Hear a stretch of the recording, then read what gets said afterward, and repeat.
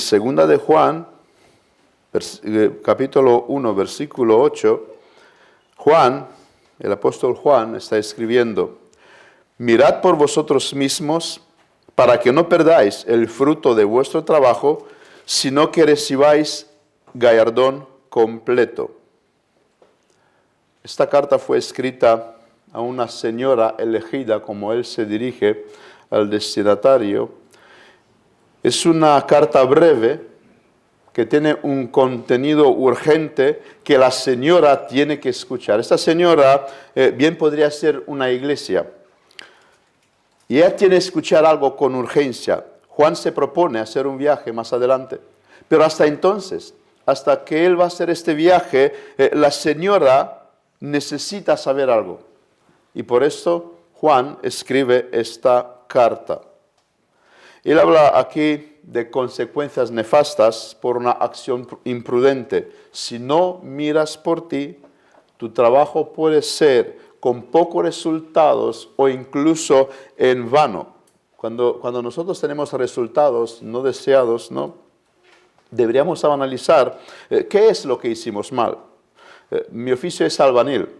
Y hay situaciones cuando el resultado de mi trabajo no me satisface. Recuerdo una vez he puesto un suelo de cerámica y a pocos días empezó a sonar como está suelto. Investigué y resulta que el pegamento que he usado estaba caducado.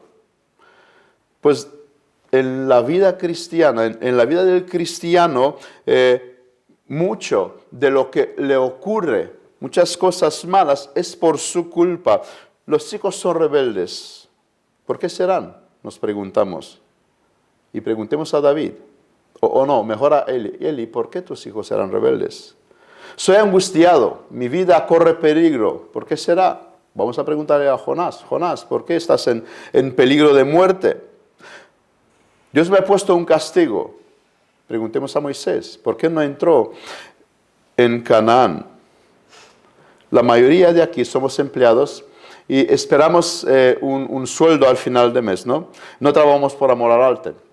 Y lo que nos motiva no es el único motivo, pero uno de ellos es el salario, el sueldo. Nadie aceptaría un trabajo que no hay sueldo. Y si no nos dedicamos a ello, también seremos despedidos. Si no tendríamos tampoco, y no tendríamos tampoco el sueldo al fin de mes. Esto lo digo porque el día cuando fuimos resucitados espiritualmente, cuando fuimos llamados a la salvación, también fuimos llamados a vivir para Dios. Nosotros, los cristianos, somos trabajadores en la viña del Señor. Somos trabajadores para Dios. Esto lo vemos en la parábola que Jesús nos dio en la viña del Señor. Y no tenemos que gastar nuestra vida de una manera vanamente. Y en lo espiritual las cosas son así. Aunque servimos a Dios como agradecimiento por habernos salvado, también eso no es todo. La Biblia habla de una recompensa por nuestro trabajo. Y lo vemos en la parábola de los talentos. Al final, los que trabajaron fueron recompensados. En función de su trabajo, recibieron una recompensa. Y no estamos hablando de la salvación. La salvación no es una recompensa. ¿Cuánto de los talentos que Dios me ha dado estoy usando para su gloria, para Dios? Pregúntate, que nos preguntemos esta tarde. ¿Soy un obrero de Dios fiel o vivo únicamente para este mundo? ¿Para quién o para qué trabajo? Es la comunión con Dios, es la meditación, la oración, usar los medios de gracia, algo que hago en que me paso el tiempo. Estudio detenidamente la palabra de Dios. ¿Qué es lo que motiva mi vida? ¿Qué es lo que llama mi atención? A nuestro alrededor hay muchas almas que se pierden. Y nosotros los cristianos tenemos la medicina para curar su muerte, su enfermedad, su cáncer. ¿La guardamos solo para nosotros? No fuimos llamados a eso. Fuimos a trabajar en el campo que está a nuestro lado. Dios nos dejó en el mundo para predicarle el Evangelio. Tenemos un mensaje valioso que todo hombre tiene que escuchar. ¿Cuánto me dedico a ello? ¿Cuánto te dedicas a ello? El texto que hemos leído, Juan hace una advertencia. Juan habla aquí de un peligro. Uno puede empezar bien, pero si se descuida, uno puede acabar mal. Y Juan hace lo que está en su mano para instruir a esta señora, para advertir a esta señora, para exhortarle a esta señora. Pero ahora hay algo que se espera que esta señora haga. Y veamos, por lo tanto, esta tarde 3 aspectos, 3 puntos. Una exhortación seguida de 2 argumentos.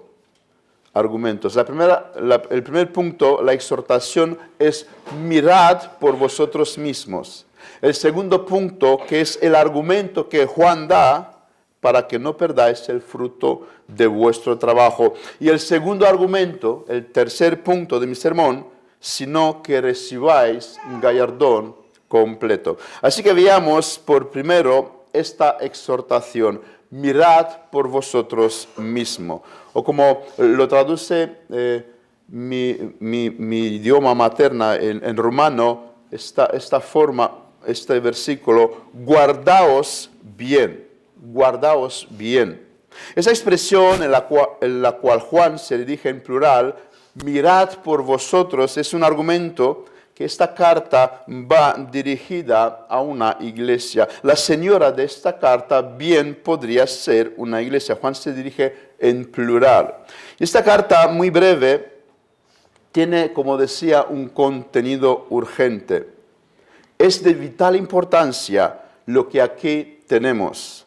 En los versículos anteriores, el apóstol advierte sobre los engañadores, sobre el anticristo. Ellos existen, son presentes, están entre vosotros, no los podemos aniquilar. ¿Qué debemos hacer? Entonces, ¿qué tenemos que hacer? Y la respuesta es cuidarnos. Mirad por vosotros mismos. Así que en primer lugar, la exhortación no es para incrédulos. Eso no va para el mundo de fuera. Aquí no se trata de gente inconversa. El destinatario de esta carta es la señora elegida. La verdad habita en ella, en sus hijos, también está diciendo Juan. Los cristianos necesitan ser advertidos. Los cristianos necesitan ser instruidos. Los cristianos tienen necesidad de alguien que los supervisen, de alguien que los dirigen, de alguien que les enseñe. La señora era de Cristo, pero Juan se ocupa en cuidar a esta señora. Nosotros somos de Cristo, pero Él usa ministros para guiarnos. Es lo que vemos en esta carta. Los hombres humildes, los hombres temerosos de Dios, son aquellos que se someten a los ministros, están en una iglesia. Los encontrarás entre aquellos que son fieles miembros de una iglesia. No vas a encontrar un hombre temeroso de Dios que andan por ahí suelto y solo, sino él es comprometido con su iglesia local. Y él no habla mal de su pastor. Él se somete a lo que Dios ha puesto sobre él. Dice Salmo 133, versículo 1. Mirad cuán bueno y cuán delicioso es habitar los hermanos junto en armonía. Esta es una exhortación que muchos cristianos en nuestros días han descuidado y seguirán descuidándolo mientras habrá historia en el mundo. Si todo el mundo tomaría en serio esta advertencia que Salmo 133 nos está dando aquí. Hay un punto donde aquellos que nos instruyen ya no pueden hacer más.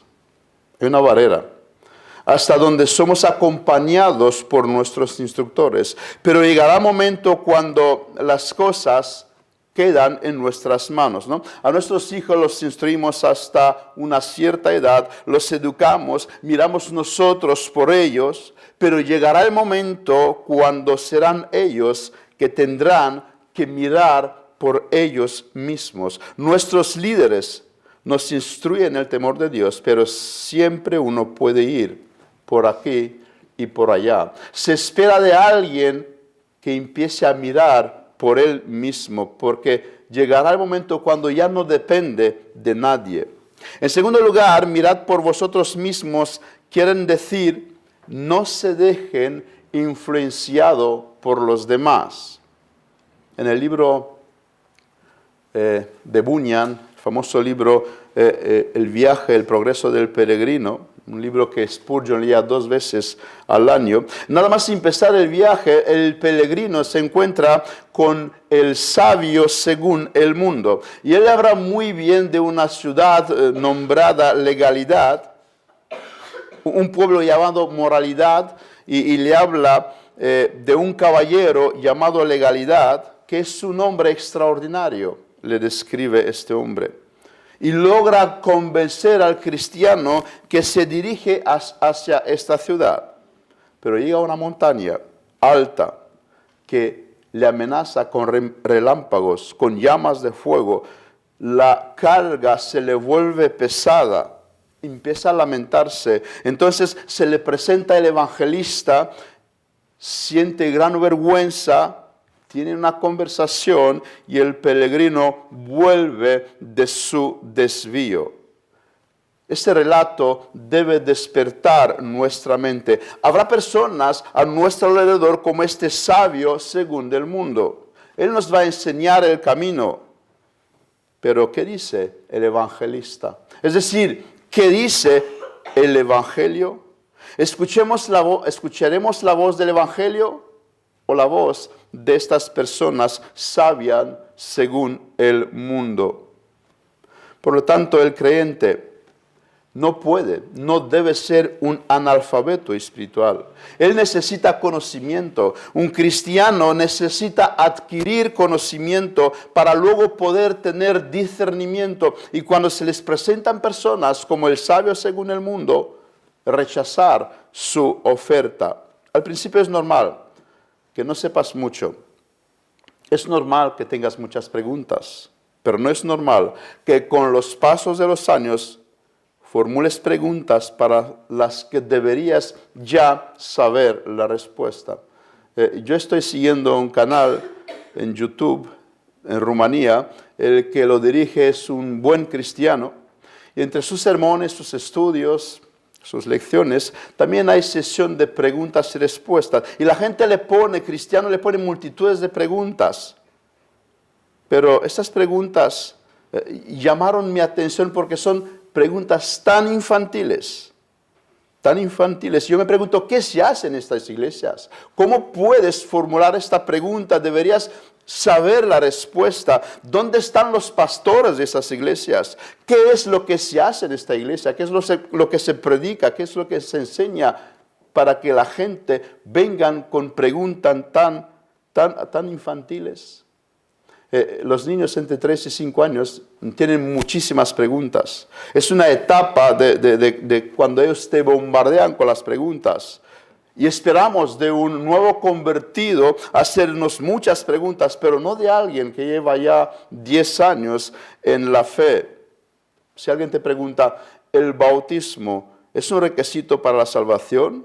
No puede ser. No puede venir de alguien que lleva 10 años en la iglesia. Esperemos esta pregunta de un recién llegado al Evangelio, pero lamentablemente muchos cristianos tienen años en la fe sin haber entendido el Evangelio y siguen formulando preguntas de este tipo. Con esto no digo que no habrá momentos cuando alguien se pueda acercar al pastor con alguna pregunta, con alguna duda, pero no preguntas del tipo, ¿y si me muero enfadado, me iré al cielo? Eso no puede hacerse en una iglesia sana. Para poder hacer lo que Juan demanda, mirad por vosotros mismos, por lo tanto, nos tenemos que equipar. nos tenemos que equipar. Por esto, uno de los propósitos de la iglesia es equipar a los cristianos, equipar al pueblo de Dios. El hecho de que muchos cristianos vienen con preguntas infantiles es porque sus iglesias no se dedican a equiparlos. Y no es de extrañar cuando los vemos ir de iglesia en iglesia, de una denominación a otra denominación, de un viento de doctrina a otro viento de doctrina. ¿Por qué? Porque sus pies no han encontrado la roca firme que es Cristo y su evangelio. Por esto, lo que tenemos que buscar es lo que Pablo le insta a Timoteo en 2 Timoteo 2:2, lo que has oído de mí ante muchos testigos, esto encarga a hombres fieles que sean idóneos para enseñar también a otros. El evangelio ha sido transmitido de generación en generación. Pablo se lo dio a Timoteo. Después de 2000 años llega a nosotros y ahora es nuestro turno. O abrazamos este mismo evangelio o nos dejamos seducidos por la perversión de un evangelio diluido. Y es aquí donde Juan quiere insistir: mirad por vosotros mismos.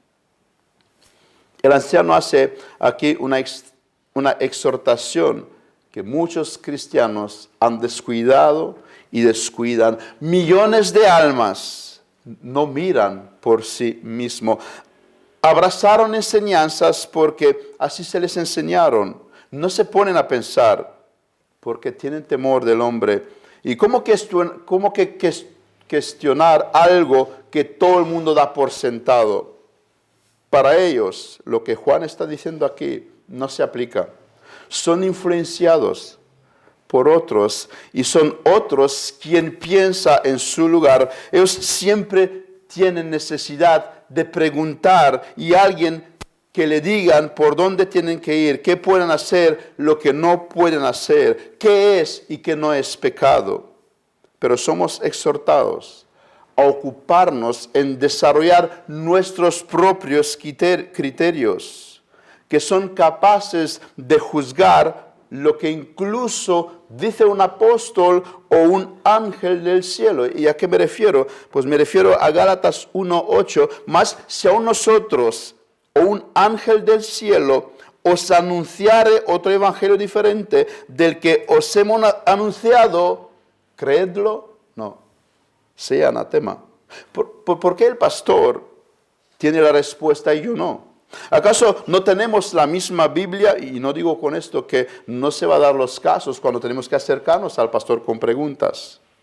Me imagino al Pablo un poco enfadado cuando en Gálatas 4:19 dice: hijitos míos, por quien vuelvo a sufrir dolores de parto hasta que Cristo sea formado en vosotros. Como que Pablo está un poquito enfadado.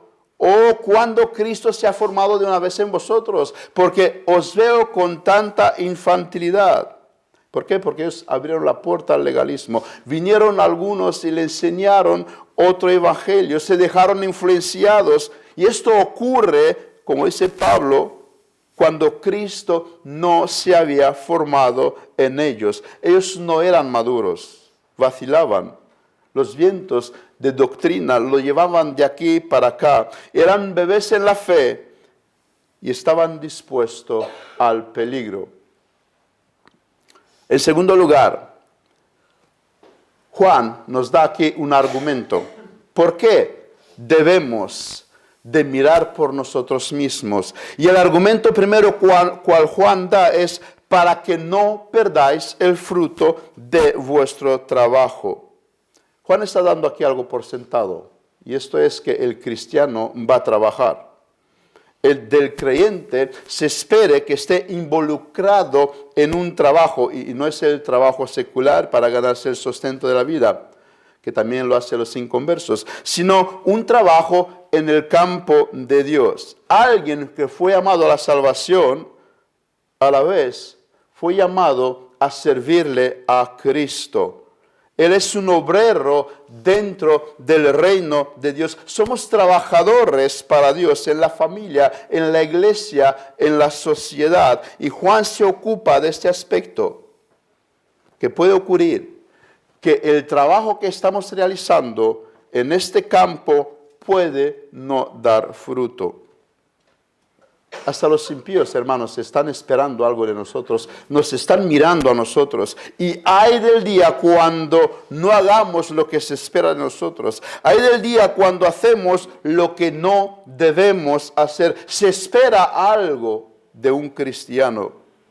Cualquier pequeño detalle, seremos mirados con la lupa por los enemigos de la fe. Tú no puedes enfadarte con tus compañeros, tú no puedes tener tal o tal actitud. Los inconversos lo saben. Todo lo tuyo es examinado. ¿Y cómo se puede perder el fruto de tu trabajo? Aunque uno es de Cristo, Cristo es su pastor, no significa que ya puede vivir descuidado, ya que hay una promesa, ¿no?, de que su mano nada nos puede arrebatar. Y esta promesa es verdadera. La salvación no se puede perder. Y una de las formas en la cual Cristo nos cuida es a través de advertencias. Somos exhortados de ser vigilantes, de cuidar nuestras almas. Somos exhortados de mirar por nosotros mismos. Pero si somos negligentes, ¿qué puede pasar? Podemos perder el fruto de nuestro trabajo. ¿Y qué significa esto, Juan? Bueno, lo que no significa es la salvación. Aquí no se habla de la salvación. La salvación no puede ser el fruto de nuestro esfuerzo. Es una herejía pretender que Dios nos salvará por el trabajo que hemos realizado. Pero, ¿qué ocurre si un cristiano salvo no mira por él? En primer lugar, hay una pérdida inmediata. Recordemos que esta carta va dirigida a los creyentes. Ellos son salvos, tienen asegurada la vida eterna, no se pueden perder, pero pueden sufrir pérdidas. En vez de lograr buenos resultados, tendrán todo lo contrario, a pesar de sus esfuerzos. El texto nos habla de que hay un trabajo por el medio. El creyente puede estar involucrado incluso en grandes sacrificios, arduos esfuerzos, y con todo esto hacerlo en vano. Es lo que nos está diciendo Juan aquí en este texto. Por ejemplo, el monasticismo. Unos entendieron que servirían mejor si se retirarían en un monasterio. ¿Qué hubiera pasado si Martín Lutero hubiera hecho? ¿Cuáles serían los resultados? Después de haber visto la corrupción que hay en la Iglesia Católica, hubiera dicho, mira, yo dejo esto, me voy a servir a mi Dios solo ahí, no quiero ver al Papa. ¿Qué hubiera pasado? Una vez Cristo sanó a un enfermo y le dijo, no digas a nadie. Pero este fue y empieza a hablarle a todos. Y dice el texto que Jesús ya no podría entrar en la ciudad. Este hombre pensaba que estaría haciéndole un favor a Dios. Voy a hablar de lo que Cristo me ha hecho, pero Cristo se lo prohibió. Y dice, por esta causa ya no podría entrar en la ciudad. Muchos fueron privados de la presencia de Cristo, porque en primer lugar se espera de alguien obediencia a Cristo. A pesar de tu razonamiento, obediencia. Hoy se han levantado muchos ministerios, agencias cristianas, bandas de música, se mueve también grandes cantidades de dinero, son muy conocidos, son muy famosos, pero ¿realmente están haciendo la obra de Dios? ¿Le han mandado Dios a hacer estas cosas? ¿Son bajo la supervisión de una iglesia? ¿Qué fruto traen sus trabajos, sus acciones? Es la pregunta. ¿Honra a Dios?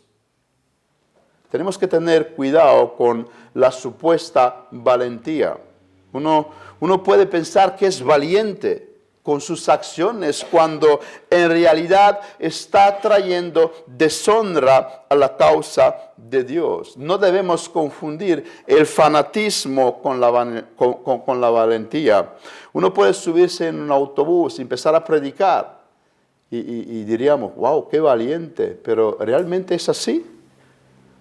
¿No asociarán la gente el evangelio con la locura? ¿Y cuál sería el resultado? La gente empieza a rechazar a los fanáticos, a los locos, aunque el mensaje es verdadero.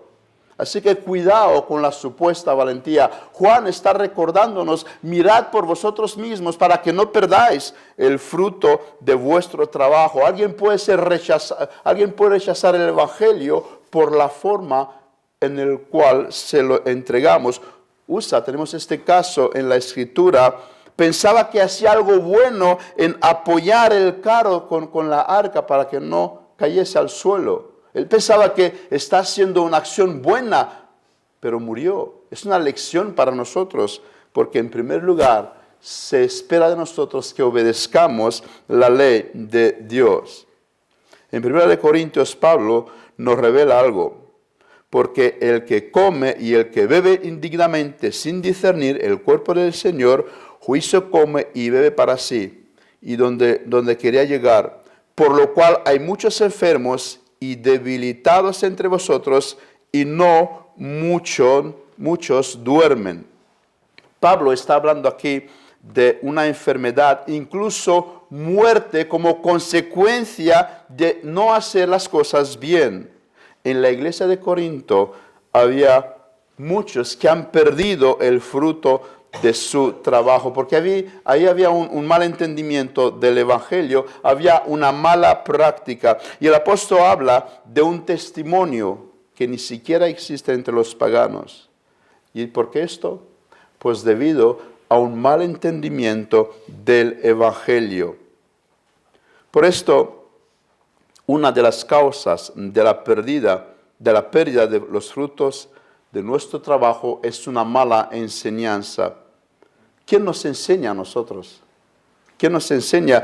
En Hechos 15:24 se relata una historia, por cuanto hemos oído que algunos que han salido de nosotros, a los cuales no dimos orden, os han inquietado con palabras, perturbando vuestras almas, mandando circuncidaros y guardar la ley. ¿A quién escuchamos? ¿A Pablo, apóstol de Jesucristo? ¿O a estas personas que se llaman aquí algunos que vinieron de Judea sin que nadie se lo mandase? Y hoy en día, tristemente, hay muchos de estos algunos, como Pablo le está llamando aquí. Las redes pueden ser un buen instrumento, pero también malas influencias.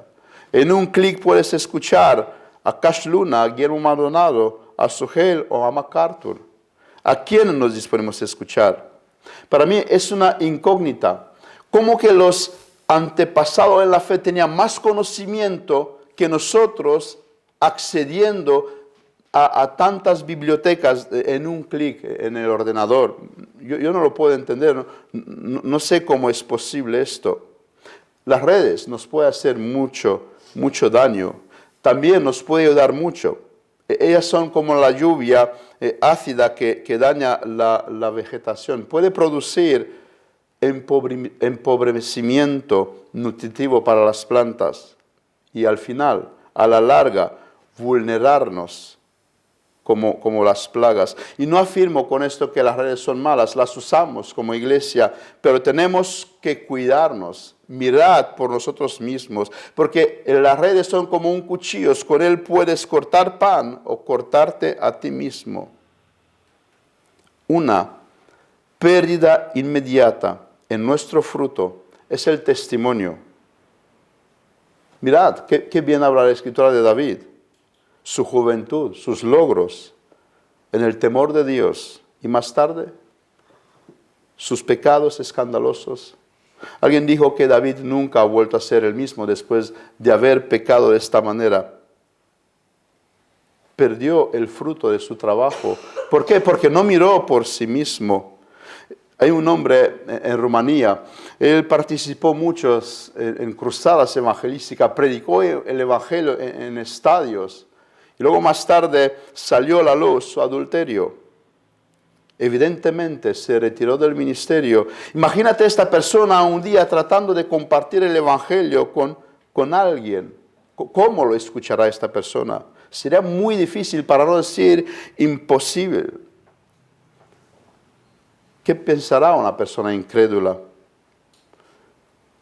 ¿Qué piensa el mundo de la iglesia hoy en el día?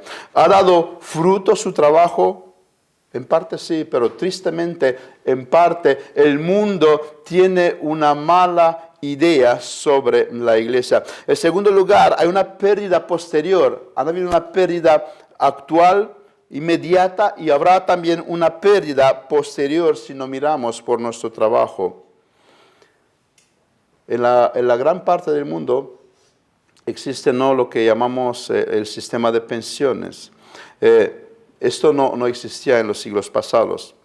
El hombre cotiza desde ahora para que más tarde llegue el tiempo que pueda cobrar su pensión.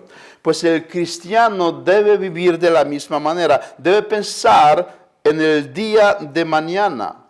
Ahora pensar qué pasará el día de mañana. Hoy los niños son pequeñitos. Si esperamos algo de ellos, nos tenemos que esforzarnos ahora.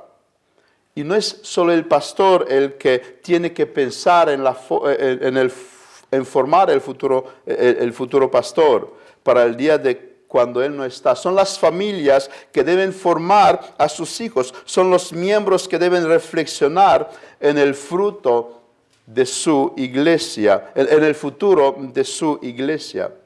Por ejemplo, el día de mañana, cuando planeo tomar alguna decisión de mudarme, pienso, ¿dónde me voy a congregar? Puede que yo soy maduro en la fe, cristiano maduro, pero me preocupo, ¿dónde crecerán mis hijos? ¿Qué escucharán? ¿En qué iglesia se va a congregar? Nadie se muda en un lugar donde no hay que comer. Nadie ha escuchado que se muda en Antártica. Todos buscamos un sitio mejor. Esta es mi historia. He venido a España a buscar un sitio mejor. Nadie busca un sitio peor. Pero pensamos, cuando tomamos estas decisiones, también en lo espiritual. Es más, lo espiritual debería ser lo primero. Pensar en el fruto de nuestro trabajo a lo largo. Y muchas veces pienso en Abraham y en Lot. Lot escogió con los ojos de la carne lo que pareció una oportunidad. Abraham se quedó con lo que quedaba, con lo que no prometió mucho. Pero ¿qué pasó después? Leemos que Lot, abrumado por la nefanda conducta de los malvados, porque este justo que moraba entre ellos afligía cada día su alma justa, viendo y oyendo los hechos inicuos de ellos. ¿Qué cosechó Lot? ¿Qué cosechó Lot por su elección?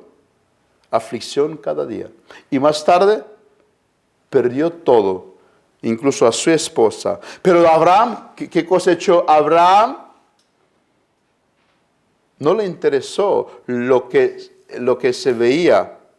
Abraham buscó la paz. Él confió en Dios, en la bendición de Dios. ¿Y qué fruto obtuvo Lot? ¿Y qué fruto obtuvo Abraham?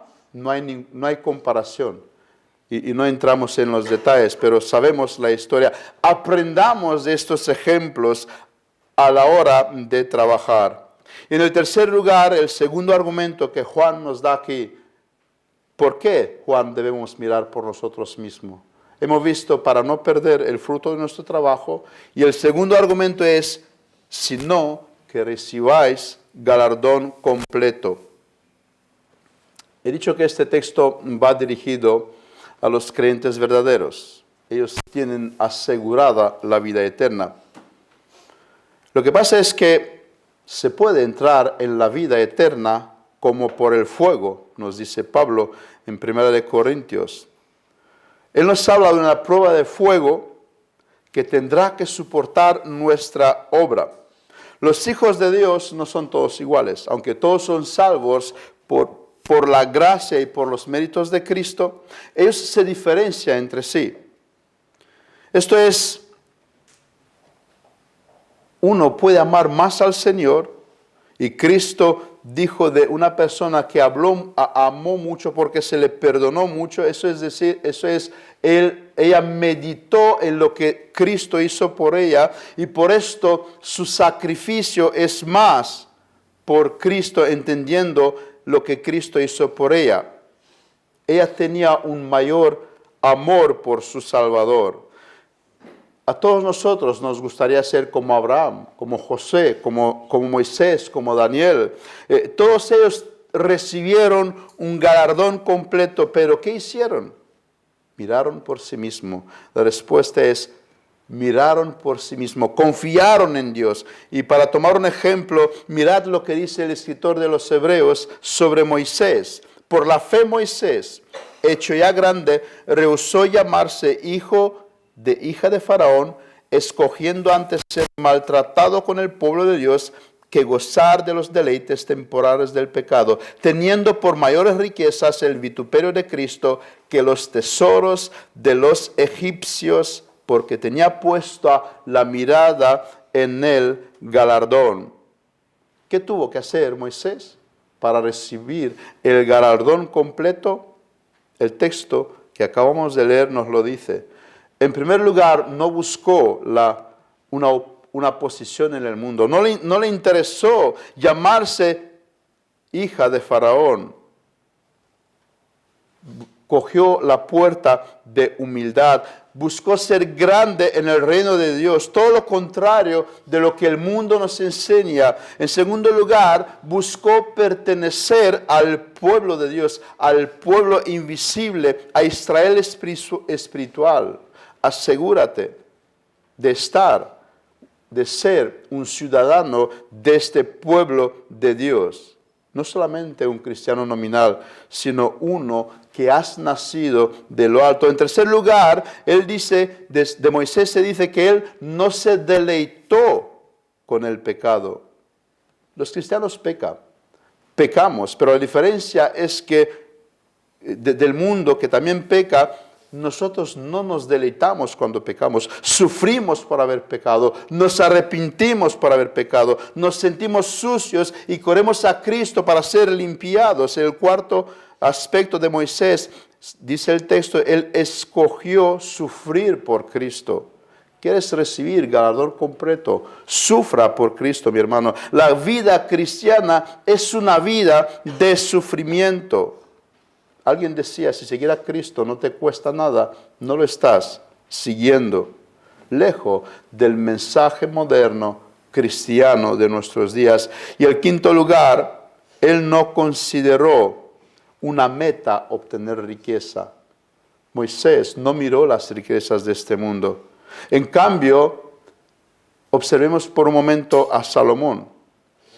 Hubo un momento cuando no miró por sí mismo, se dejó seducido. Él empezó bien, pero más tarde se apartó, no miró por sí mismo. ¿Y qué pasó con él? Cosechó los frutos amargos de lo que sembró. Recibió el galardón, pero no completo. Cosechó decepción por haber perseguido metas mundanas. Primera de Reyes 11, versículo 11, y dijo Jehová a Salomón, por cuanto ha habido esto en ti y no has guardado mi pacto, mis estatutos que yo te mandé, romperé de ti el reino y lo entregaré a tu siervo. ¿Y qué cosechó Salomón por lo que ha hecho? División del reino. No se puede cosechar buenos frutos si se siembra mala semilla. Qué extraordinario empezó este hombre Salomón, ¿verdad? Pero ¿qué pasó más tarde? ¿Qué pasó? Hoy puede que estemos bien. Fuimos alcanzados por la gracia, nos gozamos de la doctrina de la gracia, caminamos bien en la fe de nuestro Señor, pequeños y grandes, somos siervos de Cristo, pero ¿qué pasará mañana? ¿Seremos un Salomón o seremos un Moisés? En conclusión, Juan nos exhorta a pensar en los resultados. Por un lado, es verdad que los resultados están en la mano de Dios. Nuestro Dios es un Dios soberano. Él hace lo que bien le plazca. Pero por el otro lado tenemos una responsabilidad. Pensar en la palabra de las 10 vírgenes. Dios es soberano en salvar a quien Él quiere. Pero ¿qué nos enseña esta parábola? Que se salvaron aquellas que pensaron en más allá de lo presente. Se salvaron aquellas que fueron sensatas. Hermanos, se pide a nosotros hoy en día ser personas sensatas. Está en la mano de Dios el futuro, pero nuestras acciones anunciarán cómo será. Pienso a veces en la madre de Agustín, cómo oró con súplica, con lágrimas para la salvación de su hijo. Ella no cayó en el fatalismo ante la soberanía de Dios. Mirad también a nuestro Señor Jesucristo. Él dedicó todo su tiempo durante su ministerio a la obra de Dios, a pesar de que conoció los resultados que le iba a venir, que será crucificado. No conocemos el futuro y es mejor para nosotros no conocerlos. Por eso tenemos que esforzarnos para recibir el galardón completo. No nos desanimemos, hermanos, aunque somos pocos, aunque puede que de momento no vemos los frutos, pero tranquilo, estamos en la primavera. En la primavera no podemos pretender ver los frutos. Es absurdo cosechar en la primavera. Lo que tienes que hacer en este periodo es sembrar y no buscar los frutos. Eso en el otoño, estoy hablando de manera ejemplificando con eso de cosechar en cuanto a lo espiritual. Y permíteme terminar con 2 preguntas. ¿Es importante para ti los frutos de tu labor como cristiano? ¿Piensas lo que vas a cosechar? O, bueno, da igual la vida como viene, seguiremos aquí hasta que Cristo venga, que venga ya, que sufrimos mucho aquí, que parece que la izquierda va triunfando y que venga Cristo. ¿Piensas en el fruto de tu labor como cristiano? Y segunda pregunta, ¿qué frutos das como cristiano? ¿Cuáles son los frutos que tú estás dando? Juan está haciendo aquí una exhortación para los cristianos. Mirad por vosotros mismos. Una exhortación para nosotros hoy en día, para los de Málaga, para los de Madrid. Mirad por vosotros mismos. Y parece que más que en cualquier otro día debemos de esforzarnos en esto. Mirad por vosotros mismos. Vamos a terminar la oración. Amado Padre, te damos muchas gracias porque tú eres nuestro Dios, grande y misericordioso, que tuviste misericordia de nosotros. Gracias por tu palabra, gracias por la advertencia que nos dejaste en tu palabra. Gracias porque nos dices lo que puede pasar el día de mañana si no miramos por nosotros mismos. Ayúdanos, Padre, a observar este mandato, este imperativo tuyo, para que podamos traer fruto y para que podamos tener galardón completo. Gracias te damos porque nos instruyes, gracias porque nos has dado una iglesia donde podemos ser instruidos, gracias porque tú nos equipas y ayúdanos, Padre, para que podamos glorificarte a ti con nuestras vidas y hacer lo que tú pides de nosotros. En el nombre de Jesús oramos todas estas cosas. Amén.